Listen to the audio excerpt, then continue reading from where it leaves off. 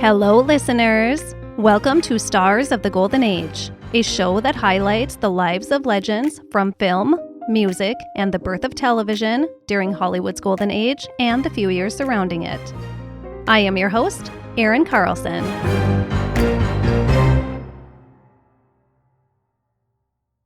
Today, we will be talking about Burt Lancaster. Burt Stephen Lancaster was born in East Harlem on November 2nd, 1913, to parents James and Elizabeth. All four of Burt's grandparents immigrated from Ireland. He was the fourth child for his parents, and they had one more little girl a few years later. Sadly, that little girl, Lizzie, died when she was just barely a year old. Diphtheria. James Lancaster was a very hardworking man. He was a postal clerk by day, but as soon as he got home, he would be building or fixing something around the house. It was difficult for him to just sit still when there was so much that had to be done. Burt and his brothers soaked in this hardworking model that they had in their father, and Burt would grow into the same kind of man himself one day. As for Mother Lizzie, you know how much I love old-timey descriptions of women. Get a load of this one describing Burt's mother. Quote, "Once a 5'9" beauty, Lizzie, after 5 children, weighed 250 pounds and she had a terrifying temper." End quote. She was a wild card, Burt later recalled, and this would be the trait that he would carry on from his mother. Something Burt and his mother connected through was music. He always knew that music could calm her. And one of Burt's first tastes of show business was as a young boy singing in the children's chorus at the Metropolitan Opera House, something his mother was more than happy to nurture in her youngest son. Lizzie and James instilled positive morals in their children and an obligation to always help those who were less fortunate. They wanted their children to grow up into kind and loving adults. And hardworking. Burt and his siblings were working at a very young age.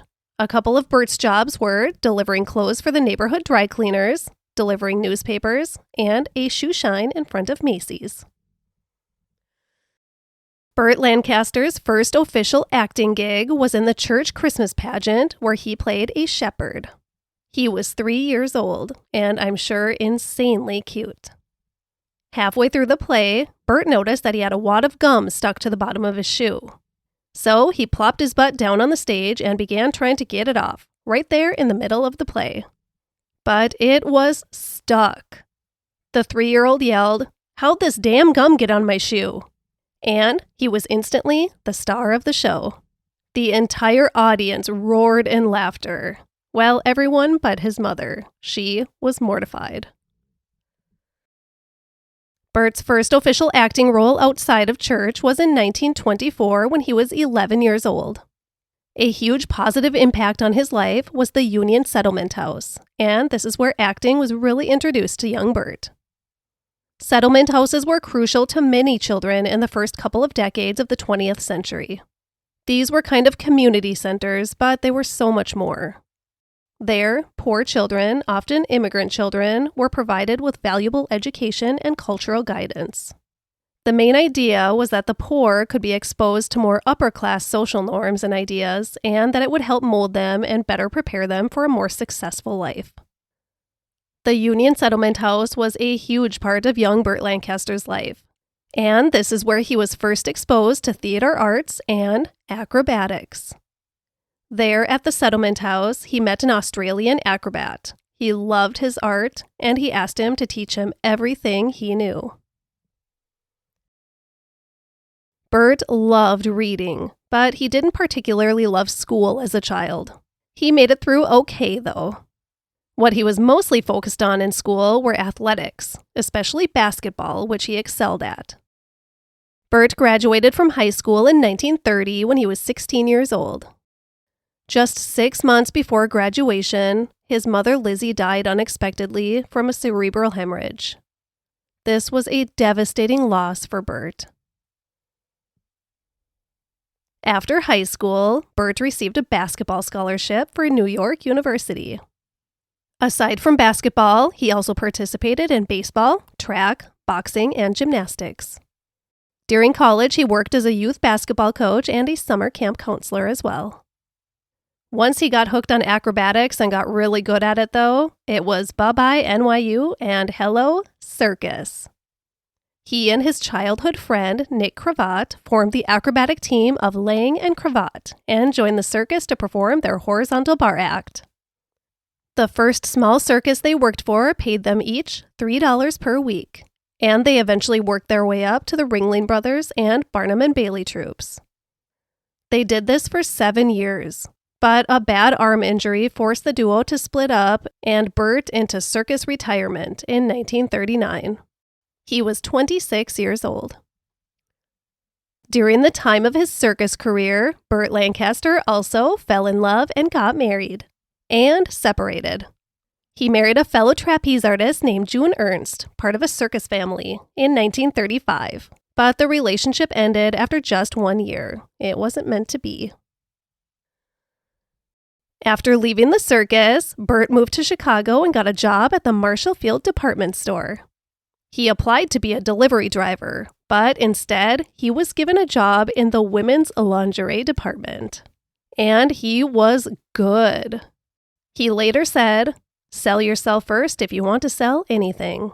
Well, the women cruising the floors of Marshall Fields were sold with Burt Lancaster. And then he was drafted. It was late 1942. Burt kind of lucked out by being assigned to the U.S. Army's 21st Special Services Division, which provided entertainment to troops during wartime. But that didn't mean he wasn't put in danger. He sure was plenty of times. While entertaining in Italy, he met a woman named Norma Anderson, who was there entertaining with the USO, and the two began a wartime romance that would end up lasting far longer than either of them could have imagined. When Burt got out of the Army in 1945, he had a chance meeting in an elevator that changed his life. He had just arrived back in New York, and he was at the Royalton Hotel to meet with his girlfriend, Norma's boss.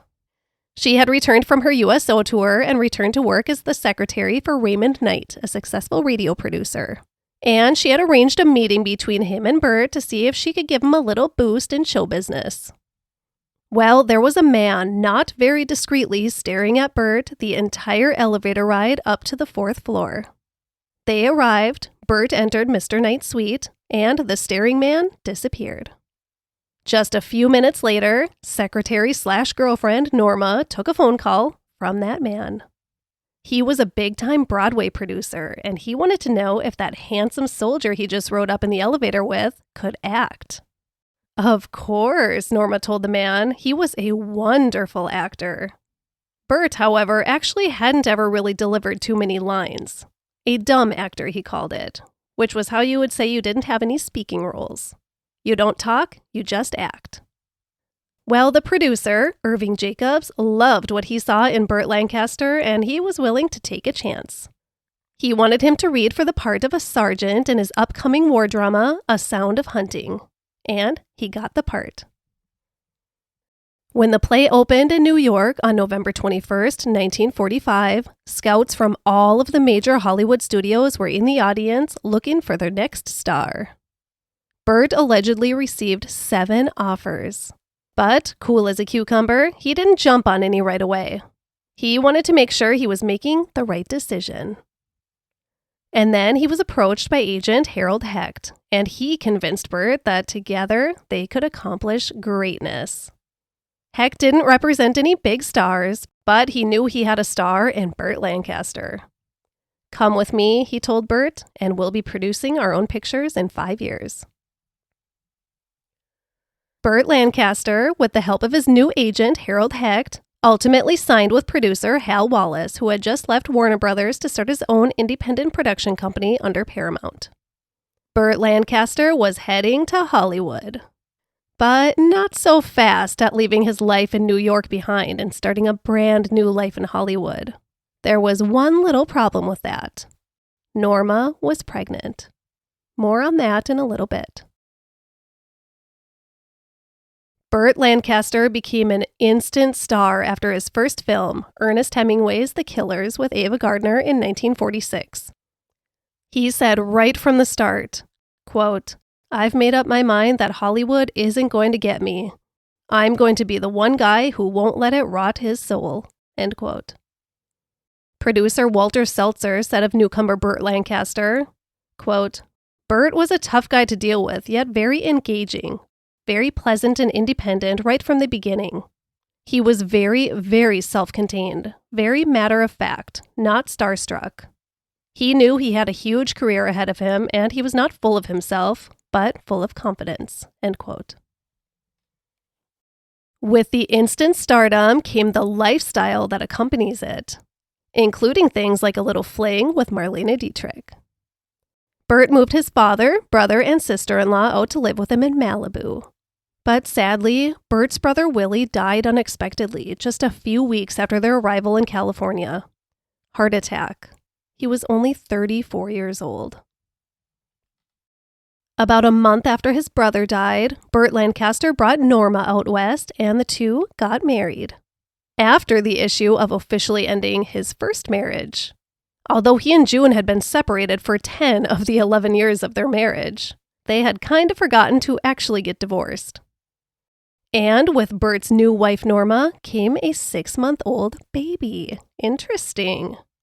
As the press relayed this little detail, Norma had been married and her husband tragically died in the war, leaving her a widowed mother of an infant. A very, very sad story. Of course, none of it was true. The little boy, Jimmy, was Burt's. But that was a big no-no in 1946. This part about little Jimmy is really, really sad. Norma was a heavy drinker, and Jimmy was born with symptoms aligned with fetal alcohol syndrome, including a severe deformity to one of his feet that required painful corrective measures throughout his early childhood. As he grew, he would display some of the social and emotional traits that you'd see with FAS. But the specific examples I read of Jimmy's cognitive, social, and emotional abilities kind of made me think that he could have been on the autism spectrum too.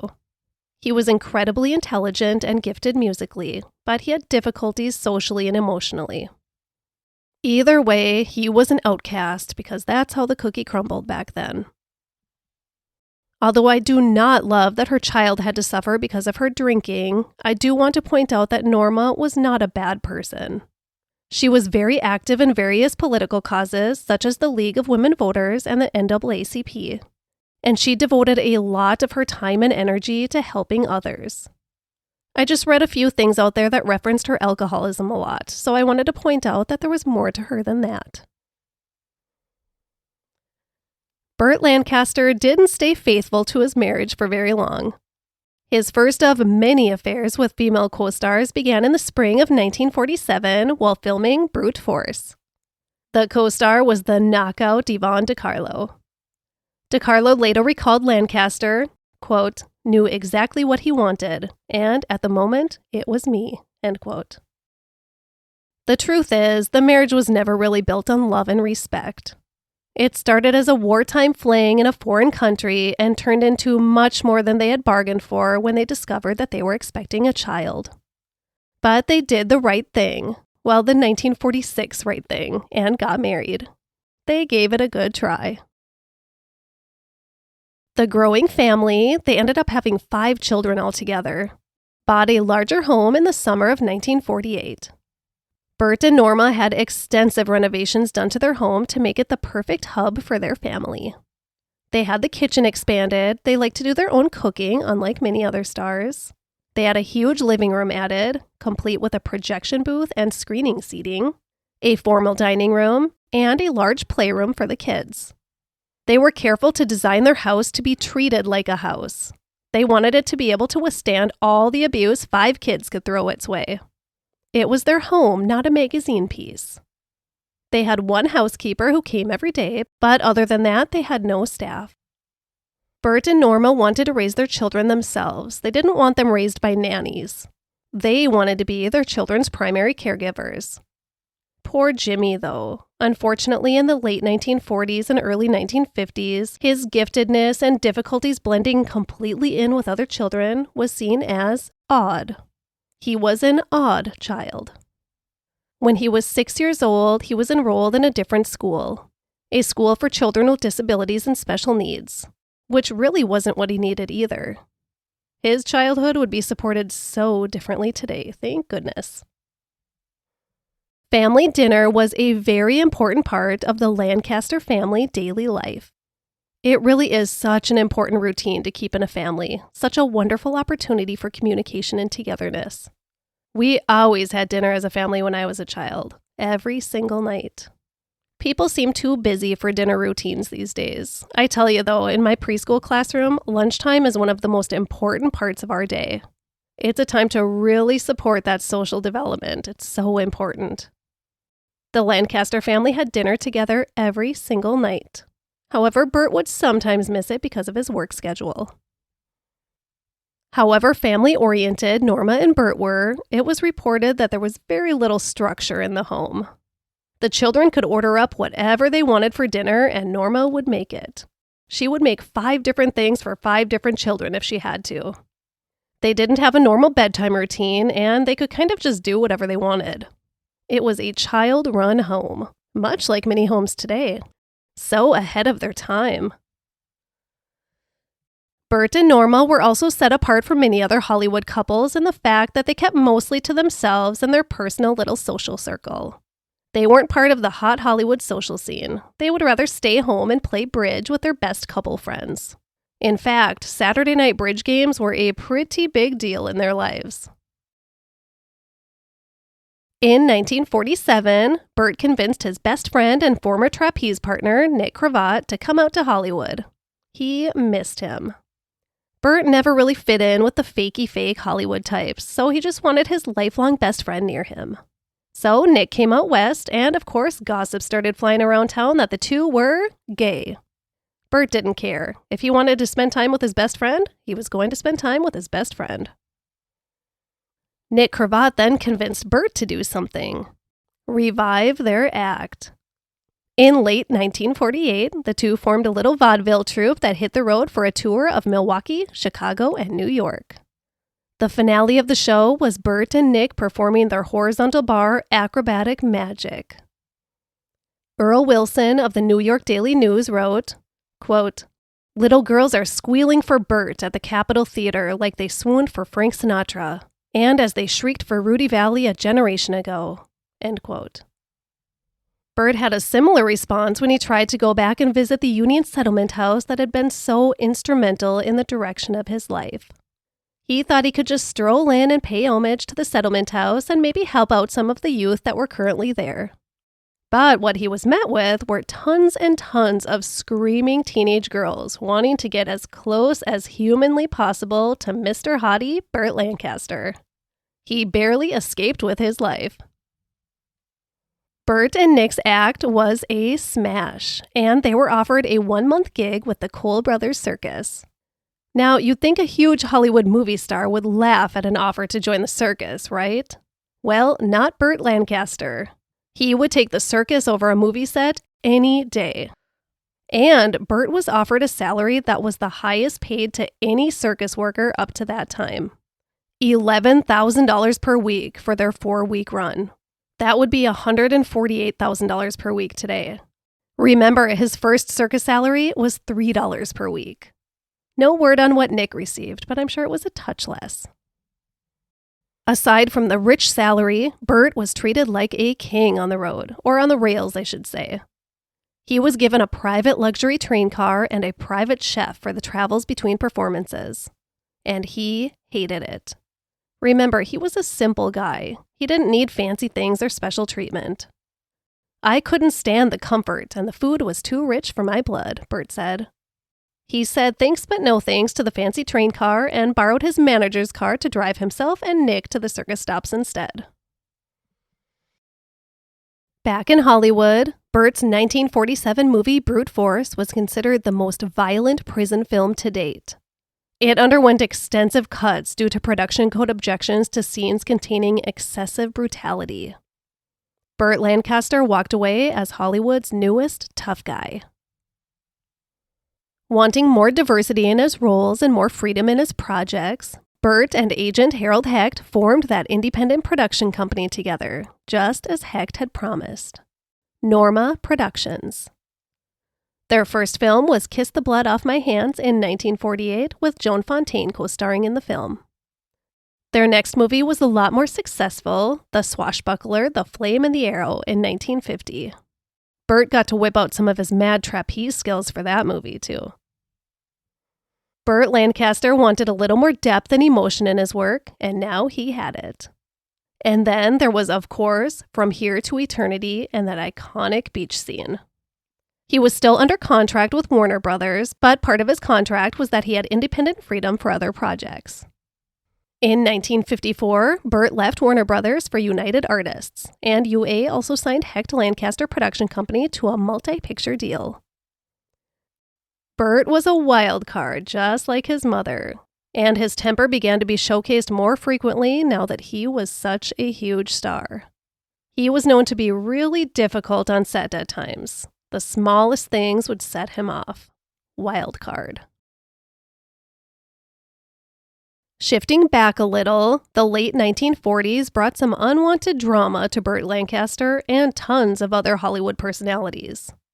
The House Un-American Activities Committee was throwing shade on all kinds of highly visible people and accusing them of having communist ties. Burt Lancaster was unfortunately one such person that got caught in their crossfire. Like many other celebrities, he wasn't going to take their accusations sitting down. In January of 1949, Burt was the key speaker at a rally at the New York Commodore Hotel. He spoke about the committee's scare tactics and said, "Can anything be more un-American than the Un-American Committee?" He went on to be a crusader through the whole years-long ordeal. Meanwhile, Burt and Norma's marriage still wasn't doing so hot.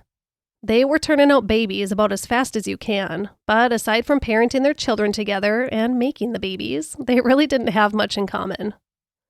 By 1950, 3 children into their total of 5, Norma was fed up with being the wife of a big Hollywood star, but she didn't want a divorce. She agreed to allow Burt to live the life he wanted to live as long as she would remain Mrs. Burt Lancaster. However, when Norma did find out about the other women in her husband's life, it devastated her, obviously, and it sent her into a heavier spiral of drinking. It sounds like she really tried hard to abstain from alcohol until 5:00 p.m. every day, but the heartbreak of learning of her husband's infidelities was too much for her to bear. A friend of Norma's said, quote, "I know friends of hers that betrayed her, and of course I never told her. They went after him, he didn't go after them. It fed his ego, for God's sake. Burt didn't seek women, they came to him with mattresses on their back," end quote. Oh, poor Norma, I feel really bad for her. And then Burt met Shelley Winters. She was immersed in the anti-House Un-American Activities world too. And there was something different with this connection over the other women that Burt had been with. As described by biographer Kate Buford, quote, "A blonde actress with a brassy New York edge, Winters hooked Lancaster with a sudden, overwhelming, emotional force. For the man who had women falling at his feet, this was an affair of love, sex, and politics," end quote. Shelley wanted Burt to leave Norma and be with her, but he couldn't do it. It was the closest he came during their marriage to leaving her for another woman, but he still just couldn't do it. The 1952 hit, The Crimson Pirate, offered Burt Lancaster the opportunity to showcase those mad acrobatic skills again. Burt and his BFF Nick Cravat, who was also in the movie. Burt was an acrobatic god on the screen.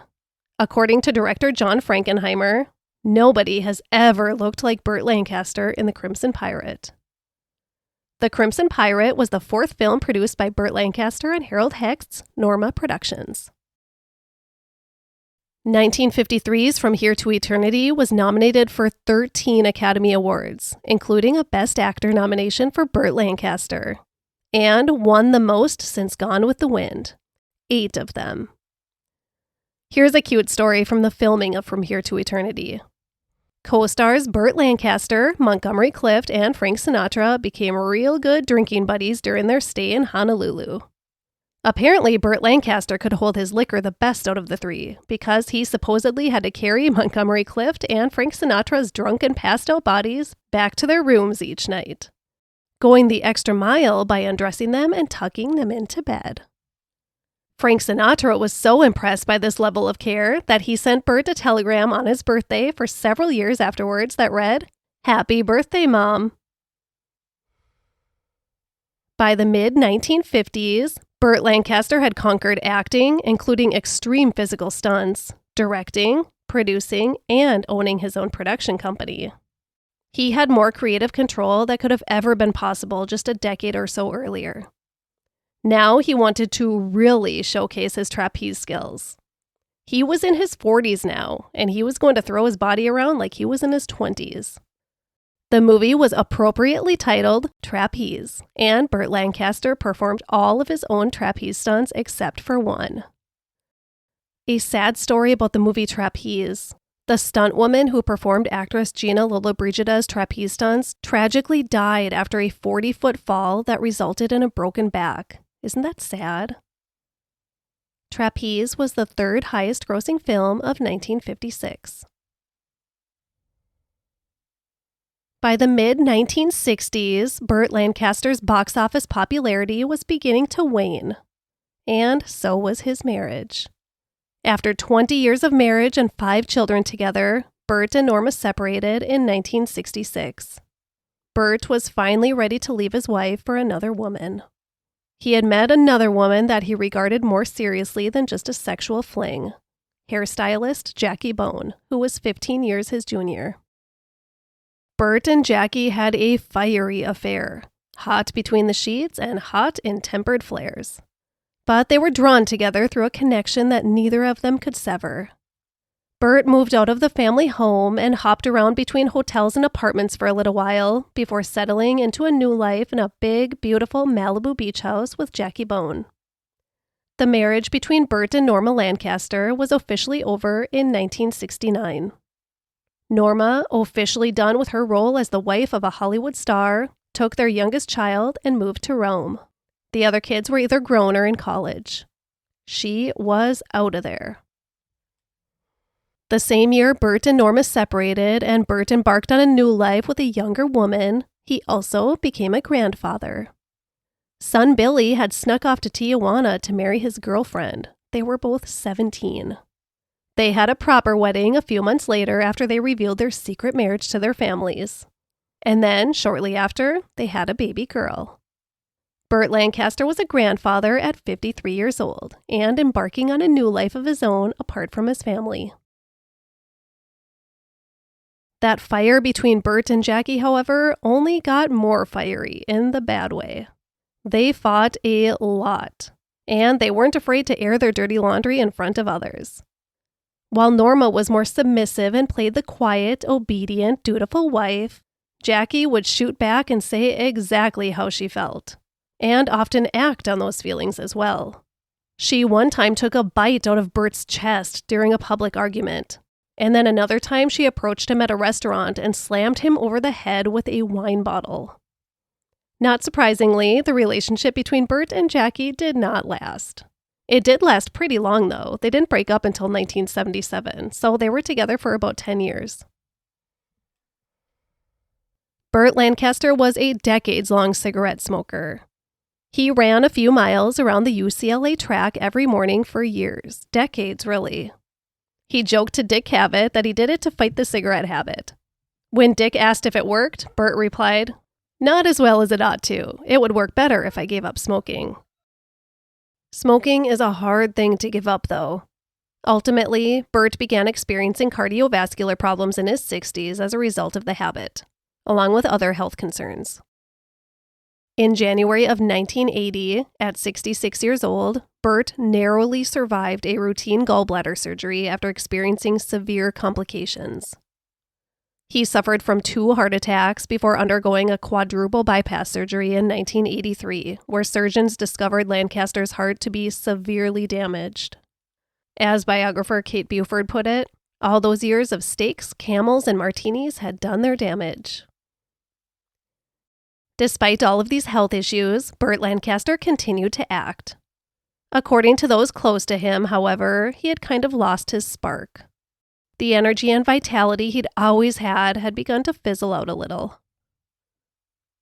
The year after his quadruple bypass, in 1984, Henry Winkler persuaded Burt Lancaster to appear in a made-for-TV movie called Scandal Sheet for ABC. Burt did not want to do a made-for-TV movie, but the Fonz was very persistent, and he finally convinced Lancaster to do the movie. And it's a good thing he did. The assistant assigned to take care of Burt on set, bring him coffee and things like that, was a beautiful 42-year-old woman named Susie Martin.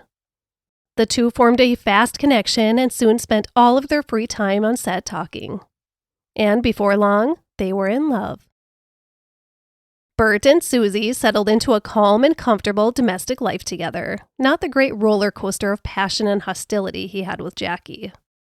There was an almost 30-year age difference between the two, but by all accounts, Susie was very happy with their relationship. It consisted of a good balance of leisure activities and work. They loved to cook together and travel to relaxing destinations. They attended the Academy Awards ceremony together in 1988, but usually their Oscar night tradition was having a pajama party for two in their den while dining on the same menu each year. Hot dogs wrapped in bacon, Caesar salad, and lots of gin and tonics. It seemed like Burt Lancaster had finally realized the kind of happiness and contentment having a loving partner could provide. I think he just wasn't ready for that in the first part of his life. He had done a lot of reflecting on his marriage and other relationships. He admitted to having had regrets. And he had finally romantically matured into a man who could be in a respectful, equal relationship. Susie recalled of their relationship, quote, "He treated me with such respect. He made me feel intelligent, sexy, all the things any human should feel," end quote. And she wasn't in it for the money. She recalled how when she would go out for ice cream or a little treat like that, he would hand over a big wad of cash totaling several $100s. She would buy the ice cream and return all of the money but the few bucks that she had used. He told her he had never been given cash back before. She divulged a little about their sex life too, but I'm going to spare you those details, except for the part where they had a little fun on an airplane one time. Let's just say they were happy in every aspect of their life together. Burt finally decided now with Susie that he was ready to commit to a monogamous relationship. Took him long enough.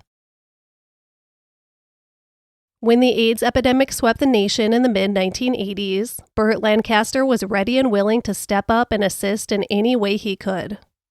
Many stars of his generation were afraid to become involved because of the stigma attached to it. But Burt never really cared what people thought, and he always followed through with what he thought was important. Elizabeth Taylor was a friend of his, and Rock Hudson was not necessarily a friend, but a good acquaintance. When Rock Hudson's AIDS diagnosis became public and Elizabeth Taylor stepped into action to raise funds and awareness for AIDS research and support, Burt Lancaster was happy to join the cause. He believed all people should be treated equally and was very upset at the way that gay people were being treated. If anyone should have gotten AIDS from having an active sex life, he said, it should have been him. Burt Lancaster was asked to read a letter written by Rock Hudson at the 1985 Commitment to Life Gala in Los Angeles, organized by Elizabeth Taylor. This was a great honor. And the man continued to work. He didn't have to work, but he worked anyways. It kept him young and active, and it kept his mind sharp. What would end up being his last feature film was a really good last act to leave the world. A small but very important part in the 1988 film Field of Dreams. Burt and Susie formed a special friendship with co-star James Earl Jones during the filming of Field of Dreams. Jones had this to say about Burt Lancaster. Quote, "The word liberal doesn't define him. He was a concerned citizen about all things, all issues. His life had a moral point of view, a very strong one. And it didn't have to. It was his choice. He gave his characters his soul in a way, even the bad guys. So he made all of his characters credible. They had a soul too. Burt was a much simpler man than the star. Burt was basic. He was someone I felt comfortable with, and that means he was a simple man, because I am a simple man." End quote. While filming was underway for Field of Dreams in the summer of 1988, Burt's ex-wife Norma passed away.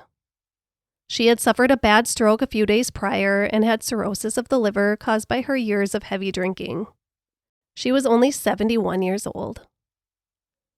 Half of the attendees at her funeral were Black Americans who she had helped through her work with the NAACP, who came to pay their respects and thank her one last time.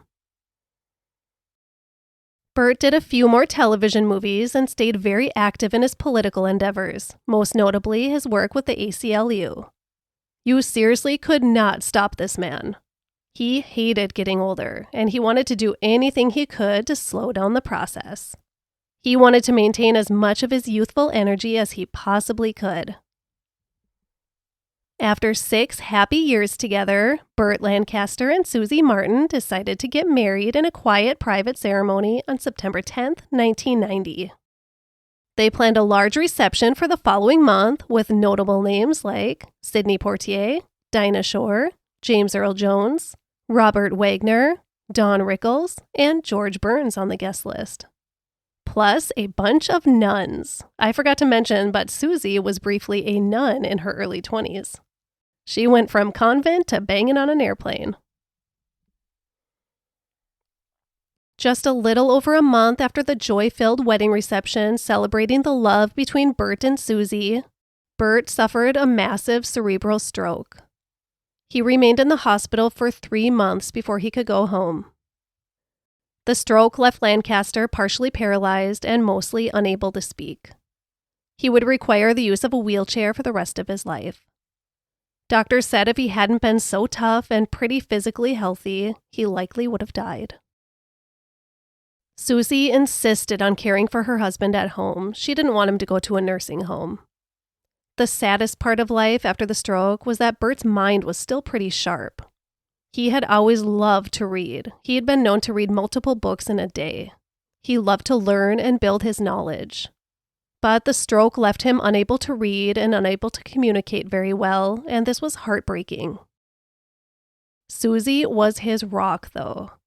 Burt didn't want many people to see him in that state, and she remained a strong and loyal caregiver to him and manager of his life. So many people wanted to pay a visit, but she allowed in very few. She wanted to respect her husband's wishes. Close friends observed in awe at Susie's devotion to her husband. Burt lived with the debilitating effects of the stroke for 4 long years.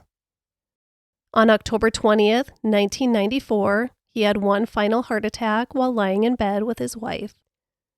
His body wasn't able to survive this one. It had given too much. Burt Lancaster was gone, just shy of his 81st birthday. Per his request, no funeral service was held. And now I would like to share some other interesting things I learned during my research. Bullet point number 1. Burt Lancaster's lifelong best friend, Nick Cravat, died just a few months before he did. Burt's wife Susie knew it would greatly upset him and negatively affect his health, so she never told him. Bullet point number 2. On a less sad note, in 1950, Burt Lancaster showed up to a costume party, spray-painted gold, and wearing nothing but a G-string. He was an Oscar. Bullet point number 3. Burt Lancaster requested a high bar to be set up on all of his film locations so he could keep up with his acrobatics. Bullet point number 4. Burt Lancaster had a tremendous fear of flying, and yet he endured several overseas flights. Maybe that's why he seduced Susie on that one flight. He was just nervous. Bullet point number 5. Burt Lancaster was one of a group of 8 who were the first honorees honored with a star on the Hollywood Walk of Fame in 1960. Bullet point number 6. He was offered many Lifetime Achievement Awards during the 1980s, and he refused them all. He didn't want the recognition. In conclusion, Burt Lancaster was a man of many strengths and talents. His parents raised him to be a good man and to always be a hard worker, and he carried those traits with him until the very end. Yes, he could have a hot temper at times, but he was also very loving and supportive. His political beliefs were very important to him, and he wasn't afraid to stand up for what he believed in. Burt Lancaster gave such a unique presence to the screen. Not only his dashing physical appearance, but such a complex diversity of roles and, of course, those amazing trapeze skills. That is such an incredible talent. Burt didn't learn until late in life how fulfilling a devoted romantic relationship could be. He had many regrets from his past, but when he met Susie, he realized what he'd been running from all along.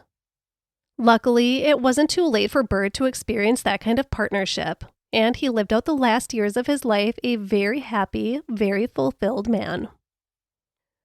Thank you, Burt Lancaster, for your stunning performances on screen.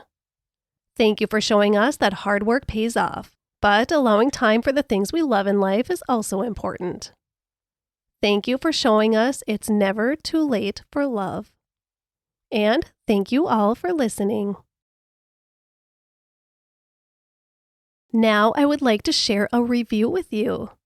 Want yours read on the show someday? Leave one where you listen to your podcasts or on one of my social media posts, and there's a good chance I'll read it on a future episode. This review is from Spotify user Bonds22, who said, quote, "Your podcasts have been super eye-opening, and you have a really comforting tone when you speak. You care deeply about people. Thanks for sharing such fun, insightful information." End quote. Thank you so much, Bonds22. I'm going to try to keep these stories insightful, and I strive to always leave my listeners learning something new about these fine people. I want to give you way more than a basic Wikipedia biography. Thank you so much for taking the time to leave a review.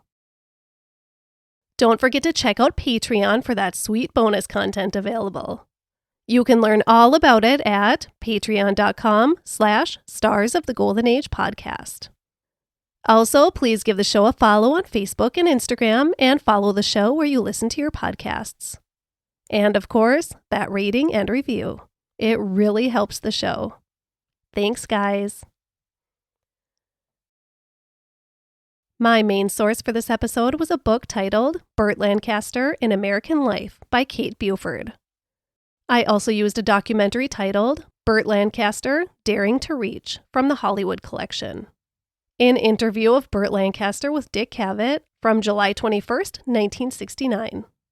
A New York Times article from October 22nd, 1994, and IMDB.